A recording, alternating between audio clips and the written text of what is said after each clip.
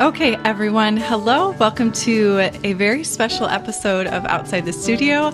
My name is Tessa. I am so excited to introduce you to Lynee Palacios. She is a passionate and dedicated entrepreneur, a motivational speaker, and lifestyle coach. So she's done a lot of things in her life, and she still seems to me, as I learn more about her, kind of like a multi-hyphenate. She's got a lot of passions. She's got a lot of experience that we're going to dive into today. She served time as a community director and strategic partnership manager for Tony Robbins. And I'm going to totally butcher this other last name, but I'll give it my best shot, which is Dean Graciosi. Graciosi. Question mark?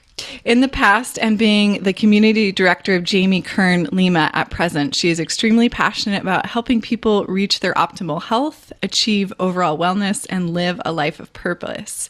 She has a new book that just came out. It's called Inspire. Is there a subtitle to that, Lynee? No. Okay. A curated guide to life, love, and everything in between. Yeah. Oh, yeah. It's so beautiful. I'm looking at the cover right now. It's just gorgeous. As are you. Welcome to the show. How are you? Thank you for being here. Hello. Thank you for having me. I'm super excited to be with you and share and get to know you as well, and serve any way that I can. Thank you. Thank you so much.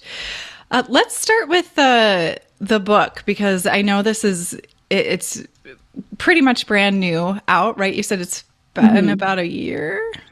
It's been 7 months that it's been out. Okay. So by the time this airs, it'll probably be about a year. About a year, yeah. Tell me a little bit. So the book is called Inspire, a curated guide to life, love, and everything in between, what inspired you to write the book? Great question. So I've been putting together this book for years, and it's been one of my life goals to write a book, because I've done a lot in my past, and everything that I've done has been through inspiration. And I usually am the type that will follow my gut instead of going with the more logical, when it came to being in school, or selling books door to door, I always decided to go with my gut feeling and what's in my heart. And I felt that was inspiration coming from within. And the whole book is pretty much a journey of listening to that and being inspired through life experiences, but also by sharing your life experiences and inspiring others to do the same. So the inspiration that came out of this book to actually get it launched and out there was me becoming pregnant and having my little baby. So I figured, because in the book, my goal in life was always to be a mom. Mm-hmm. I didn't know when that would be. I figured I had to have everything else in order before I went into parenting. And I always just put it off. And it was like, okay, the timing is not right. And for me at the time, I was a big perfectionist. And my mom would ask me like, hey, have you launched your book? Or when are you going to have your book out there? And I just never had a date or a plan to actually launch it. And then when I became pregnant, there was this whole new urge of inspiration that just like came over me. And she was the biggest motivation of really getting it out there. And it was mainly for her, because I was inspired to write the book even before she came into existence. And I knew that one day I wanted my daughter or son to read my book. And that's kind of how it came about, and why, now it finally launched. And it was mainly because of her. Plus, like when you're pregnant, you have, you have 9 months or at the time, 7. I was 2 months pregnant when I found out. but I had 7 months to really, say, okay, I'm going to focus on this for the next 7 months and set myself to be able to fully work from home, because I knew that I wanted to be the one to raise her instead of having someone else raising her. Yeah. Oh, that's so cool. I love that story. What a beautiful inspiration. Lucky daughter that you have. You said something about always following your gut, and seems like inspiration's a big part of your life and your motivational factor that drives you to do all the many things that you've done. I'm curious for those of us like me, or maybe a close friend, who have a hard time following their gut and listening to that little voice that, at least for me, is pretty quiet as opposed to the logical brain. What is it like for you to get a message from your gut or to feel that inspiration? And what I mean by that, is it something that, is it like a voice in your head that you hear? Is it a sensation in your body that you feel? Is it a vision of something coming to fruition? What is that experience like? Yeah. For me, it's more a sensation, a feeling, more than anything. I get a sense of joy and excitement when I think of something and I know that it's my gut and it's my heart. It feels right. Mm-hmm. It feels like a sense, you get a new urge of motivation, I guess, where it's like, wow, you get up and you're not tired and you want to do something. And vision too has something to do with it.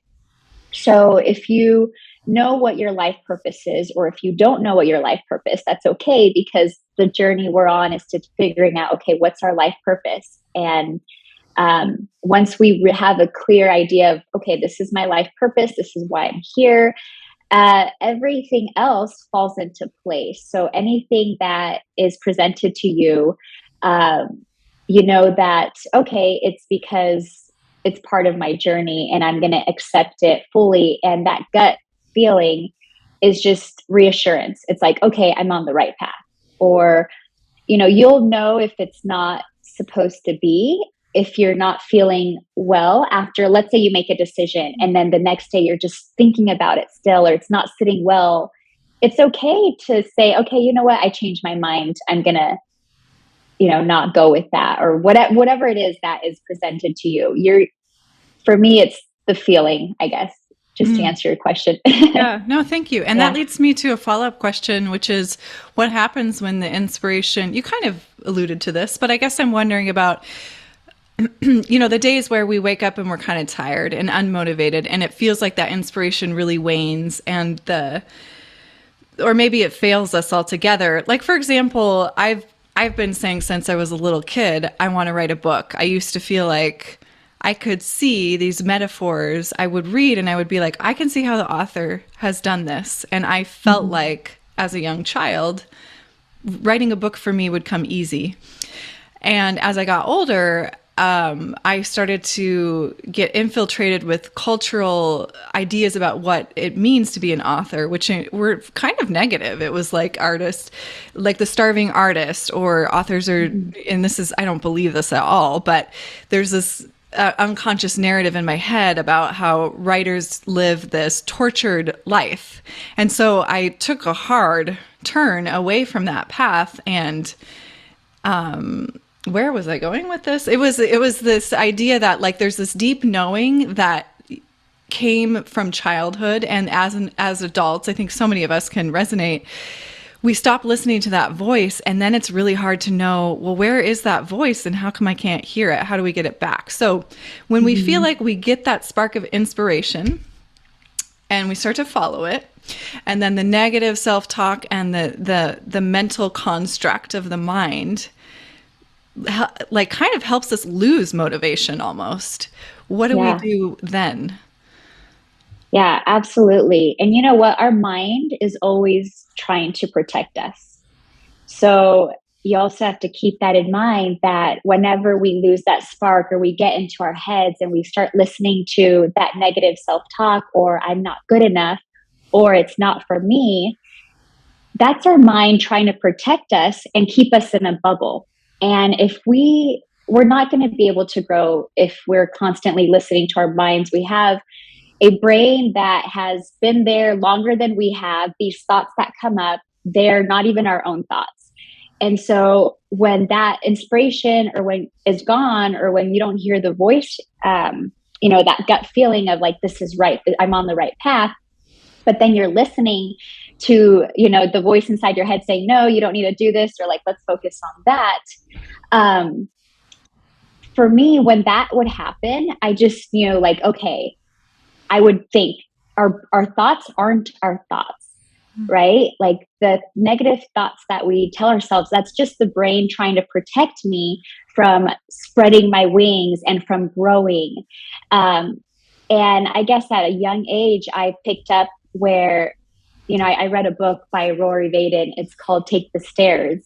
And that stuck with me because it was like, okay, take the stairs, meaning don't take the elevator. You always want to take the harder path, because it's going to be, even though it's more challenging, you're going to grow and learn and get more out of it. And it's the same with our brain. It's like, okay, it wants to take the easy way out. Our brain wants us to take the elevator because it's protecting us. It doesn't want us to take a risk or to maybe fail and, feel shame or humiliated because you didn't succeed, or you said, I'm going to do this, but then it didn't work out how you wanted it to be, or how you wanted it to work out. Sorry, so what's your what was my convoluted again? question? Yeah, because I was like, wait a minute. I think it's more like, if I were to distill it down, it's kind of like, how do we stay inspired when we don't really have an active practice in listening to our gut instinct? Because adulthood or cultural expectations have kind of taken over that. They override that gut instinct. So it's hard to tell when the message is coming, you're on the right path, this is your purpose, from the gut, and then the head kind of just poo-poos that, right? Yes. So how do we stay motivated? There's so many questions in there. It's layered. Yeah. No. So yeah, that is a great question, because there's going to be days actually where you wake up and you're not going to be motivated, or you're not going to be inspired, or you're going to have, you're going to be listening to what your mind's telling you that, okay, I'm not good enough.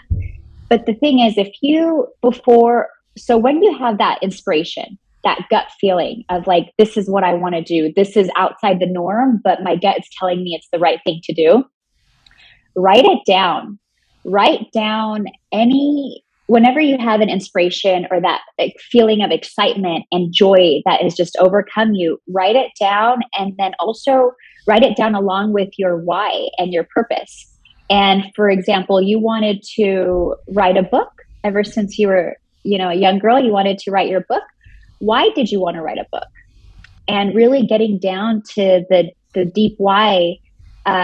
There's an exercise that I am familiar with that I acquired from Dean Graziosi. And it's called 7 Layers Deep. So you ask, let's say you wanted to write a book, and then you ask yourself, why do you want to write a book? And then you write it down in a journal. And then whatever your answer is, you ask yourself again, why? So if you wanted to write a book, it's because, it's always been a childhood dream of mine. And then you say why. And then again, you keep asking why till you go 7 layers into that why. And that ends up being your true why and your true purpose. So identifying what that is and holding on to that, because the mornings that you wake up and you're like, I don't want to do this, you can go and reflect back on your why and then see, okay, this is why I initially wanted to do this. So it's normal to not wake up inspired and fully motivated every day. That's completely human. Yeah. So. Thank you. Oh, I love that. I love that practice. I feel like I've gone maybe 3 layers deep, but probably not 7 layers yet. But thank you for that tip. So I'd like to dive into the other facets of the work that you do. I'm aware that you have a virtual assistant. business that it sounds, did you build that from the ground up? What inspired that? Yeah, so we're going on 3 years this October. And yeah, it'll be 3 years, like you said, by the time the podcast airs. um, and yeah, I built it from the ground up. So my background, before I started the virtual assistant company, I was working with Tony Robbins and Dean Graziosi as their community director. And I was also going into an office, and every morning I would have to go to the office and work at the office. And I thought to myself, I can do this from home. Like, why do I have to drive all the way out here? And I almost felt like I could work better from home. And so there was times where I would not show up and I would just work from home and do everything. And, it was like, hey, lady, you got to come into the office. Everyone else is coming in. It's not fair that you're the only one that can work from home. And I was like, okay. So I started working, at the office. But what I decided, since the community was growing exponentially, so they launched a program called mastermind.com. And it was all online. It's an online course. And once they launched the program, they created a community with all the people, the students that had bought the program.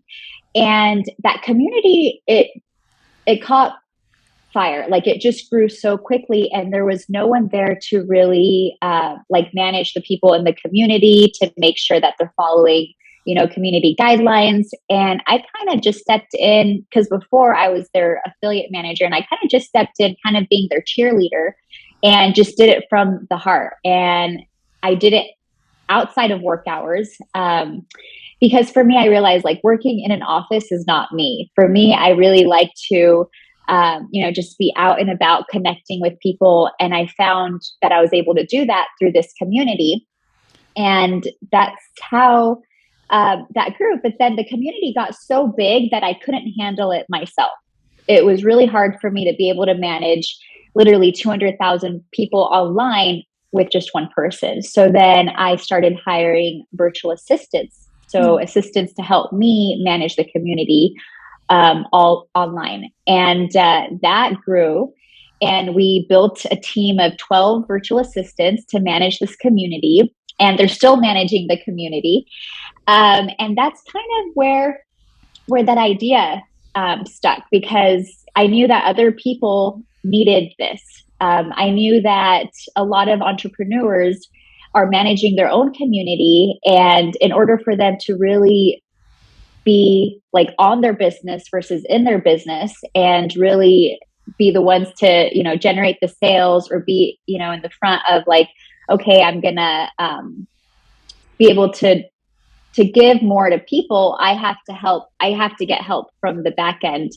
And when it came to a virtual assistant, I figured, okay, a virtual assistant can do all the tedious work, such as emails, such as calls, such as going through comments on social media to making sure that, everything is good. Instead of having the entrepreneur do it themselves, they can delegate those to someone else online.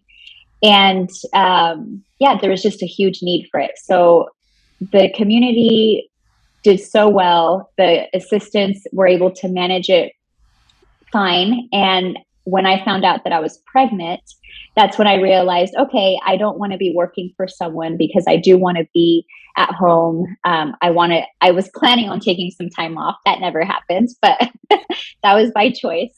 I was planning on taking time off. So I set myself up to leave the company so I can kind of do my own thing. And that's when I started training virtual assistants to really train them on what I knew on how to run a community. And they're right now running it successfully. They're doing really well. And it's all through virtual assistants. And I also helped a friend with a skincare line, and it was also all run through virtual assistants, and they do really well. They sell on Amazon. And so I figured, where we're going now, especially after COVID too, everybody was forced to leave the office and work from home. It was just perfect timing. So when I launched Via, it's VIAA, Virtually Integrated Administrative Assistants. It was just the timing was so perfect. And even before COVID, I think we were already going into that virtual route. I knew there were some people that could work from home, but still had to go to an office. Mm-hmm. And actually having virtual assistants has saved companies a lot of money. They don't have to rent out office space. And then what you pay a virtual assistant, since it's from home, it's not as much as hiring someone full-time, having to pay for their health insurance and all the other costs that come with employees. Having a virtual assistant is almost like having a contractor that is helping you, and it's not full-time. It's just whenever you need it, because sometimes we'll have some downtime and sometimes we'll be super busy. So having that VA to just kind of be there whenever you need them is key to growing a business. So that's kind of how that started. Cool. Thank you. I'm always so interested in that because, like I mentioned before we started to record, all of my corporate career was spent as an executive assistant in the office space. And I always felt like, being in a chair 8 to 5 or longer, when I was literally glued to my computer was something that I could have done from home a lot of the time. And then, of course, I get the benefit to being in the office. You build community, you get to know the people you work with in a different way. But it's just such a changing landscape, especially, with COVID. So it's nice to have that different level of flexibility with all of our lives kind of being turned upside down and realizing, well, there's a better way to do this. So that's really cool. It's cool to see, you were like ahead of that curve and were able to capitalize on it. I'm curious if you would be open to talking about it, what it was like working with Tony Robbins. I don't mind. It was great. I feel like he's the same person, like how you see him, that's how he is off camera. Yeah.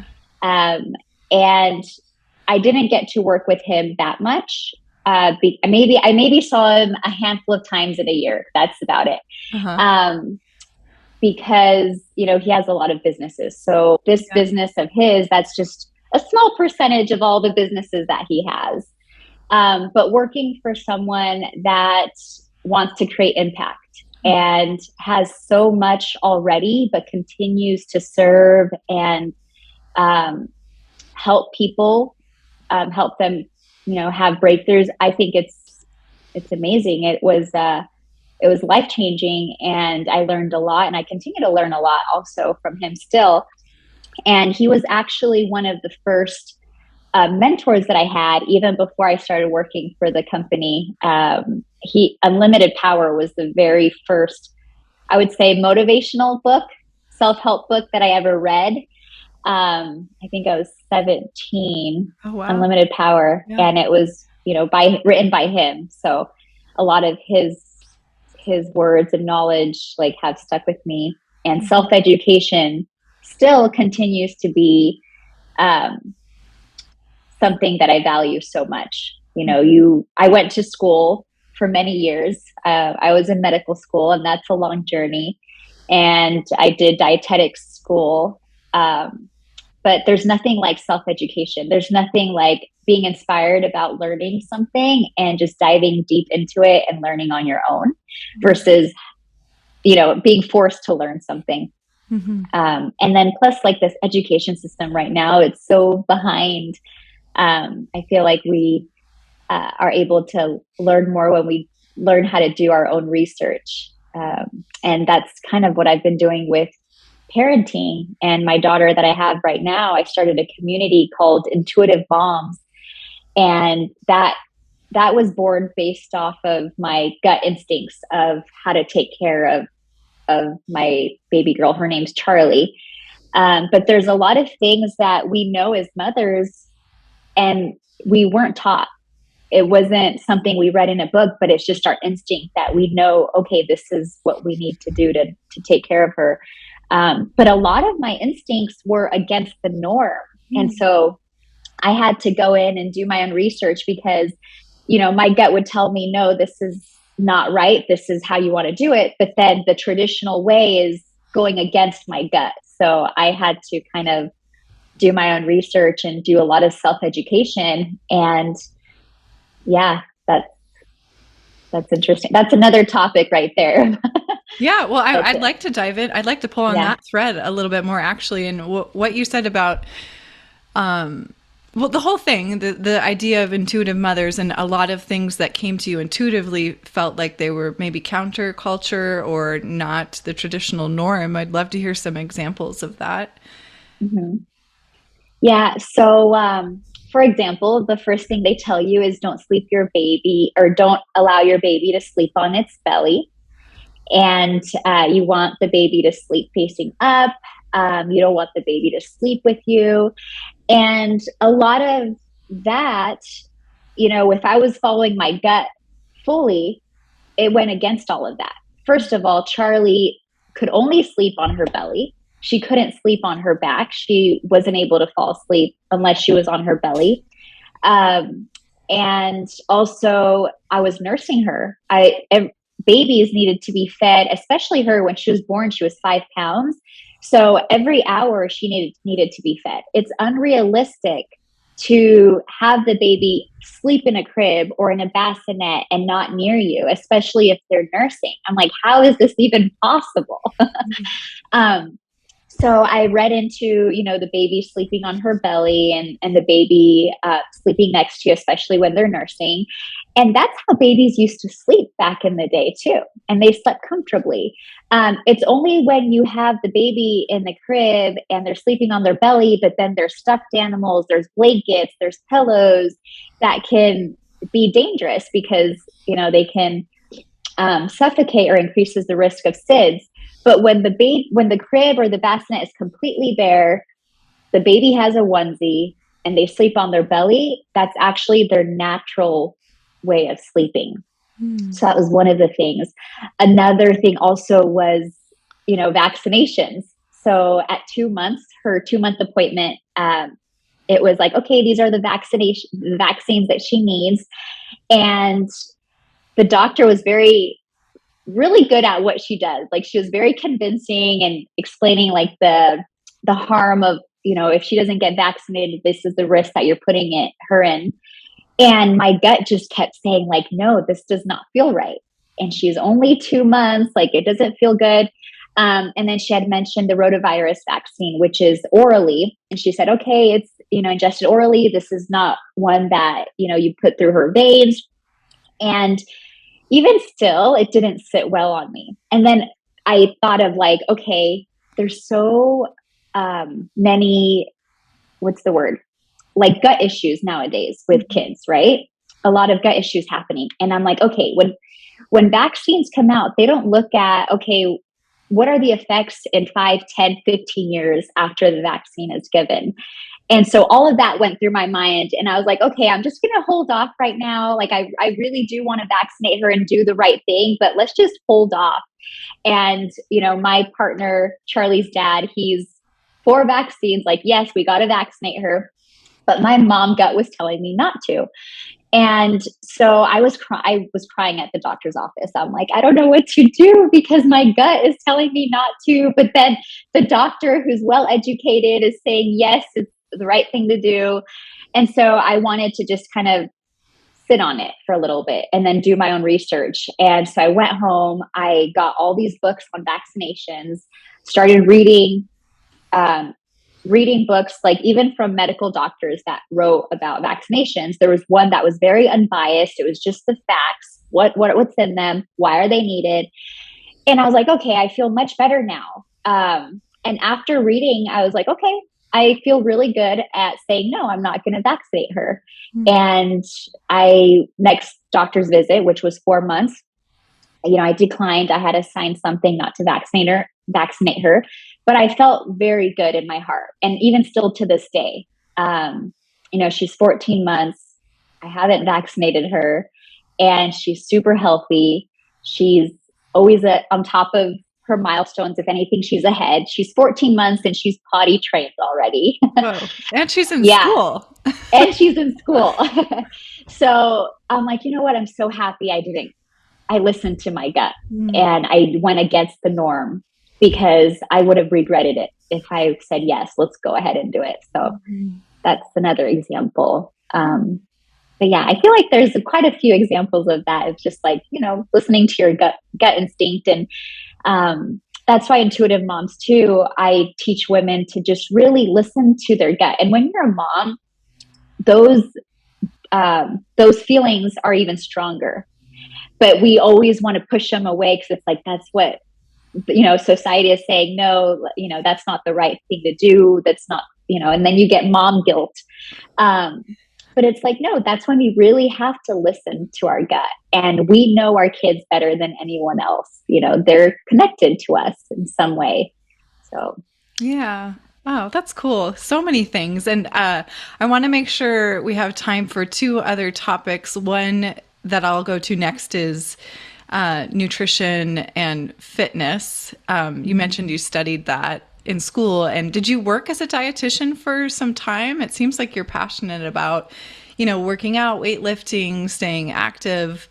I also have a certificate in health coaching, and I've had this lifetime of like experimenting with different diets. There's so many different diets out there. And I think all of that kind of nutrition theory can be quite overwhelming for some people who are just coming to this idea of like, okay, I need to improve my health with food, or I need to exercise more. Where do I start? So I'd love to touch on this topic based on what you know, what you studied, and what you found works for you. Yeah, so it's crazy, because nutrition in itself, it's an entire life journey. Like, it's never ending. You're always going to be learning something new. You're always going to be learning something about your body. What's healthy for one person is not healthy for another person. I also went into all the different diets. I did keto, I did paleo. And it's interesting, because what I learned in school back in the day is very different with how I view nutrition now. Back in the day, I don't know if they've updated the books yet, but when I was in school, we learned about the carbohydrates, proteins, fat. You mainly want to have your diet come from carbs. It was 15% fat, and then the rest protein. Now it's so different. Now I view it where, okay, my brain is going to mainly want to use fat as fuel. We think it's glucose, but our brain thrives on fat. And then with carbs, it's like, okay, what organs, my muscles mainly are going to be utilizing fat, but is it because I'm working out? I'm not working out. It all depends on the person. It all varies. I started off with like eating. So when I first started in my nutrition journey, it was like, okay, lower fat, healthy carbs, complex carbs, moderate amount of protein. And then I got into the fitness industry, where I actually prepped myself to do a bikini competition, those bodybuilding competitions. And I eliminated all dairy, because dairy, caused inflammation. So I was like, okay, no dairy, high protein, very low carbs.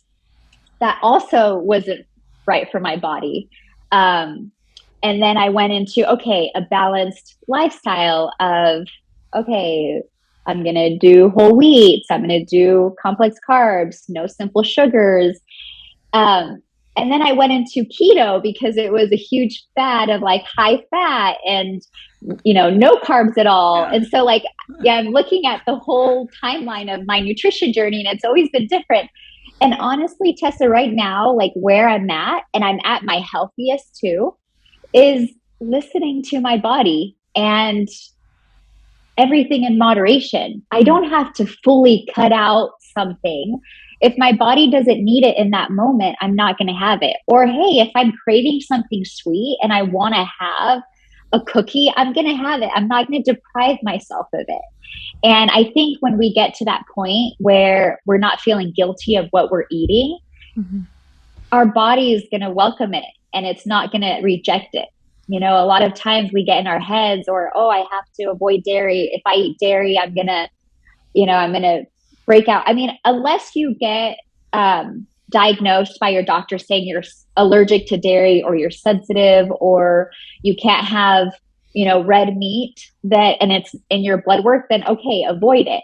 But the biggest thing that I want to share is just listen to your body and don't go to an extreme either, because when you go to an extreme and completely avoid something, later your body is going to reject it. And your mind is so powerful that it's going to say, okay, yeah, I can't have that. And then when you do have it, your body is going to act up and get inflamed. But yeah, I feel so at peace with where I'm at with my nutrition and health. And naturally, I'm going to want to go to avoiding processed foods because my body's not going to feel good when I eat something like that. Or sugar, I'm going to avoid it more.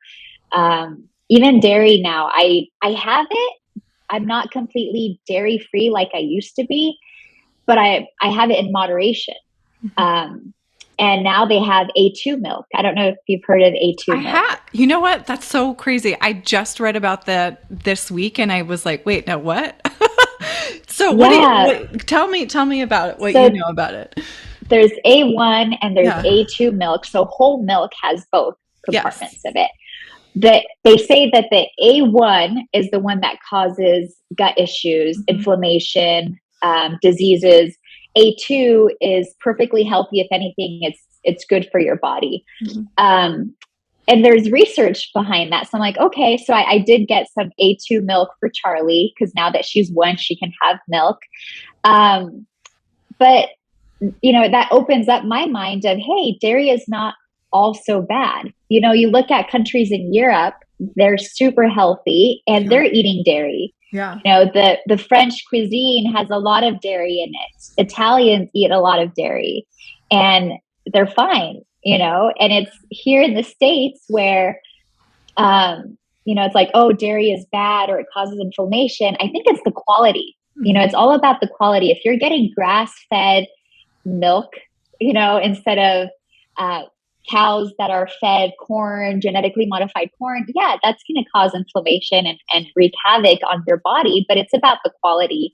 So now I just look at that. I always choose organic fruits and vegetables. I get grass-fed meats. I get pasture-raised eggs. I used to avoid eggs too, but eggs are the most nutrient-dense foods.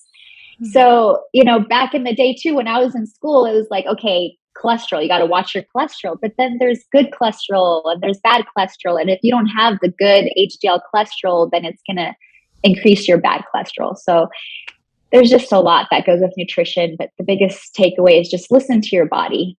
Yeah, totally. It's so hard though. I mean, we get inundated with all of these new fads and like the keto and the paleo and the yeah, I totally empathize with that. So anyone out there, I guess, I mean, you said it, the takeaway is to listen to your body, and where I go with that is like, okay, maybe how do I feel physically when I eat this? Does it cause my stomach to hurt? What happens to elimination and waste, the next day? Or even 20 minutes from now. So really paying attention to those cues of how is my body digesting this or not digesting it? And what's my energy level like when I eat this kind of thing? Absolutely. Yeah. Or if you have a headache or if you eat something and you wake up the next day with a headache, it's like, okay, what did you eat the day before? Or, is that your body saying, okay, I need to have more of this nutrient or I need more water? Or like you said, am I feeling bloated? Okay, what did I eat that's causing me to feel bloated? Keeping a food journal also is very helpful when you're trying to figure out what the best lifestyle is for you. But that, like I said, it's a life journey. You're going to be, what you're eating today is maybe going to be different than what you eat, in 2 years from now, because your body is also always evolving and changing. Yeah, for sure. It's I love this topic. I could go on and on, but I do want to ask you, so when, just for listeners, so y'all know, when I meet new people and find new guests for the show, I usually get this like amazing list of questions that are proposed by the publisher or the guests themselves about topics and things that they're an expert on. And Lynee, I didn't fact check this with you, but it's something that keeps sparking my interest, and that is being in business with your significant other. And I'm not sure if you're in business with your significant other, but that's a topic I definitely want to dive into right now. Yeah. Okay. Well, it's interesting because I have been in business previously with a previous relationship that I was in. Mm-hmm. That went really well. It ended up being more like that relationship developed more into a friendship more than anything. With my significant other right now, my partner, my life partner, my love, my baby's daddy, we started off with being business partners for VIA, which is the virtual assistant company. And now we are not in business together, and I own the company fully. So that right there says something. So it's really difficult to be in business with your significant other and do work with your significant other. You have to create boundaries, and you have to separate. Okay, have time for yourself when you're together, when it's just you two, because it's so easy to want to talk about business when you're together. It's so easy to go on a date, a nice romantic date, and then bring up business. So there has to be boundaries that you have to create and say, okay, we're not going to talk about business tonight. Or, hey, let's just set business and work aside. Let's just be present with each other. And that's it. Be present. And there weren't boundaries that we created before. We just kind of jumped into it. We were excited. Timing was right. And then we just realized like, it's going well as far as like working together, but then what's more important, our relationship or business? Mm-hmm. I would say 5 years ago, I would have picked business. But now that I'm in a committed relationship, my relationship comes first. And yeah, it was like, okay, we won't work together and our relationship will thrive. I always feel like something has to give. Like it's really difficult to create that well-balanced lifestyle of having the perfect relationship, having your business be so successful, having your health be great.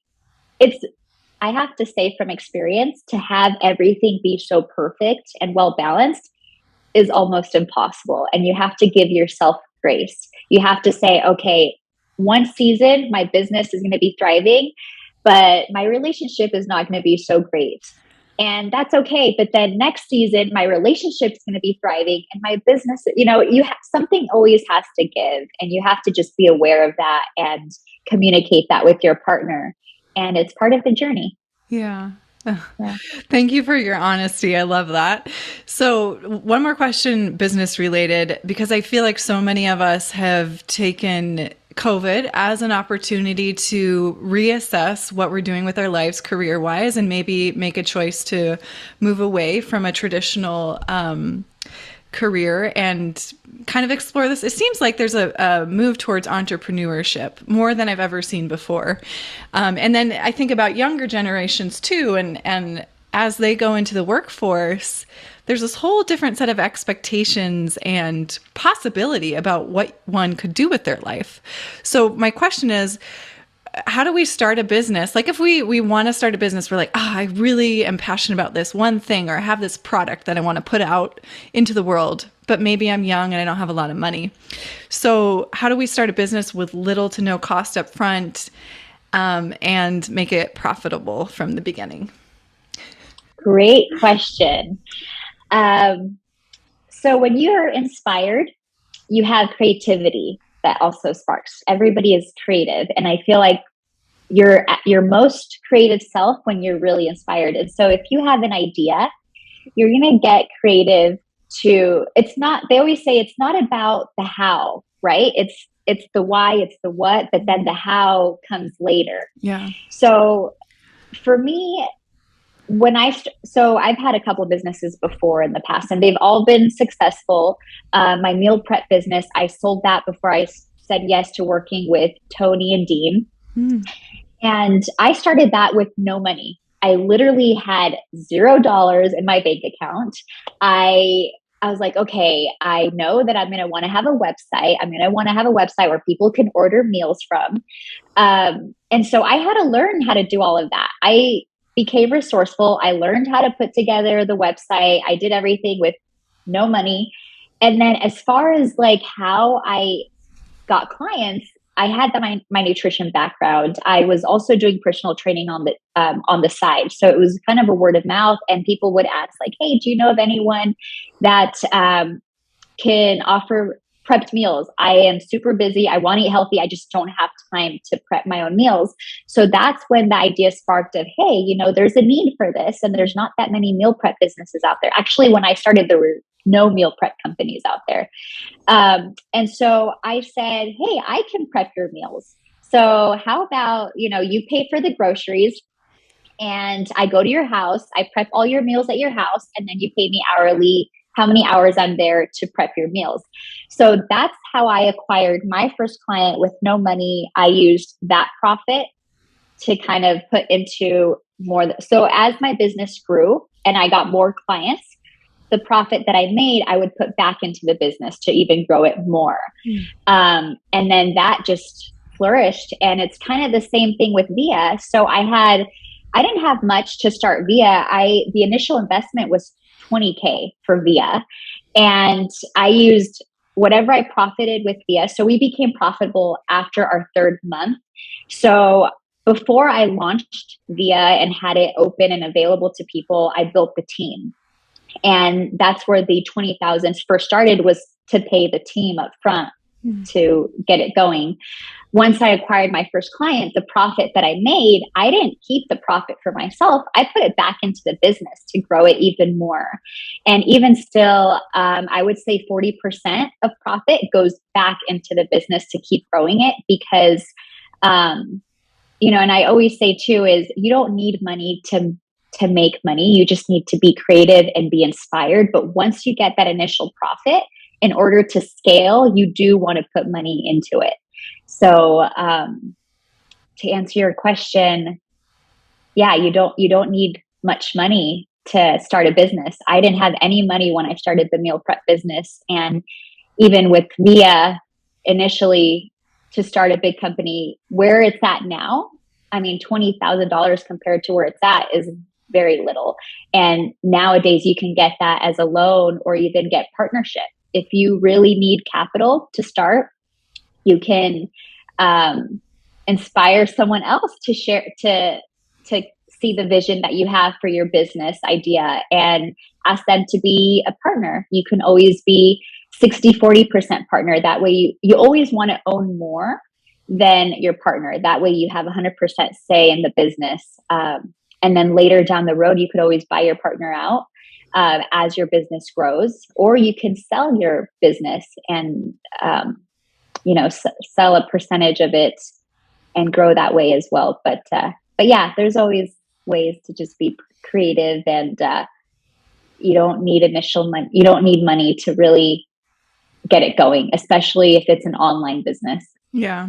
I think so many of us have this, like, let's take podcasting, for example. I hear all the time, "Oh, I want to start a podcast." And then usually the follow-up questions are kind of like, it almost is like this overwhelming spew of, "But I need to do this and I need to do that." And we think we have to have it all figured out or fully baked or in perfection to even begin. And I feel like we do ourselves a disservice when we stop short of answering all of the how questions, like you mentioned. Those will come. But if you know you want to start a podcast, start recording conversations, build yourself a bank of conversations. There's so many different platforms out there now that you can freely upload these conversations and it'll push it out to all of the different listening platforms, Spotify, iTunes, whatever. There's so many, iHeart, that you can do this. You really can. And it doesn't require I mean, maybe minimal. Like if you really want good sound equipment, you might invest in that. But that's what I love about what you said is the profit. And this took me a few years to learn for myself because anytime I got money, I wanted to go out and celebrate and buy myself something nice. And now I'm learning to put that back into my business to help it grow because it's the same as like feeding a baby or keeping a plant alive. You have to feed it to help it grow. So thank you so much for sharing that. I love it. I'm curious. If there's any last thing that you want to share, any subject we didn't touch on, or any key takeaways that you want the audience to leave the conversation today with? I think we pretty much covered everything. We talked about relationship, a little bit of parenting and listening to your gut. But what stands out right now is you had mentioned that you always wanted to write a book. And I don't know if that's something you still want to do. Yeah, it is. And you had mentioned something about recording conversations. Mm-hmm. So it's the same with a book. It's not, you think you need to, like, for me, when I launched my book, I didn't know anything about writing a book. I just started recording what was on my mind. Instead of writing, I would record everything. And all those recordings, I translated them. I sent them to get transcribed, and that was the book. And then I just got an editor to edit, and that was it. And now with Amazon, I mean, Amazon has its own publishing. You can be a self-publisher and put your book on Amazon, and they print on demand. So it's super easy to write a book nowadays too. And a lot of times it's like, oh, well, there's no money in writing a book. And that's okay. You know, sometimes it's good just to whatever is on your mind.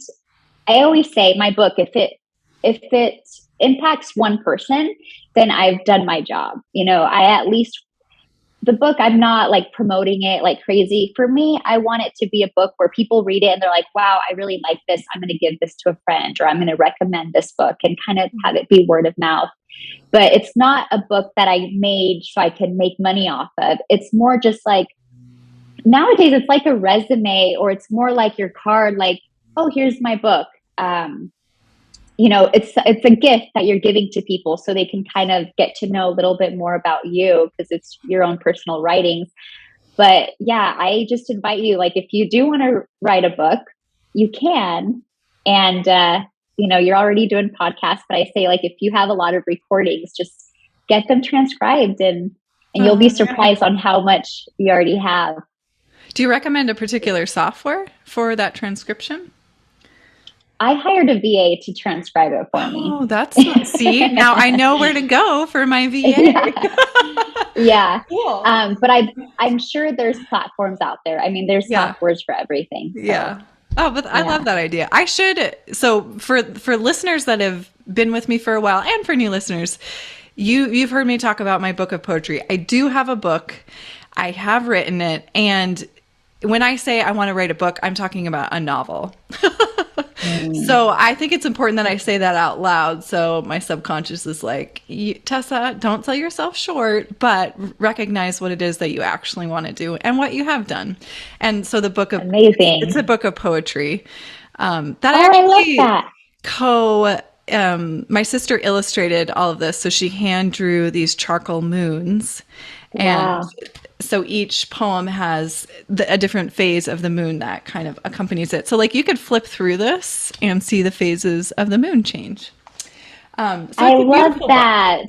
Oh, I'm going to go get it. Where can I get it? It's on Amazon because I self-published it. Amazing. Okay, I'm going to get it. So good advice. See, I just learned Thank something. you. Yeah. Amazing. Lynee, thank you so much for your time. I adore you. You are such a breath of fresh air, and I love meeting you and learning all about the many things that you have done and continue to do in your life. Oh, thank you. It was a pleasure meeting you too and getting to know you. And yeah, this was fun. It was super just relaxed and natural, and yeah, it was great. Everyone, that concludes another amazing episode of Outside the Studio. I hope you enjoyed yourself. I hope you learned something new. maybe remembered something old, maybe felt inspired to apply something to your life. You can hear my dog in the background. She's doing a little happy dance. So Daisy enjoyed it. Anyhow, I wanted to just pop in here to wrap us up to say a couple of things. Number one, I have such an amazing team that helps me put these podcasts together. Without them, I wouldn't, be able to bring these amazing conversations to you. So thank you to my producer, my director of creative services, my sound editor, my engineer, Consistency Media. Don't know what I would do without you. Thank you, thank you, thank you. And the amazing creation and artistic musical genius, Drew Lovern. Thank you so much for putting together this music specifically for Outside the Studio. So unique to the show, only place you're ever going to hear it is right here. Thanks, you guys. You make my world go round. Stay well, everyone. Thank you for listening. Don't forget to subscribe, rate, and review, share on the socials, especially if it's a show that you think, hey, this could help somebody else. That's what this is all about, right? We're sharing information so that we're better, so that we're inspired, so that we're lifting each other up, and we're learning how to be in this world, living on this planet to the best of our ability, sharing information and inspiring one another. And that's my hope. That's my hope for the show. Take care.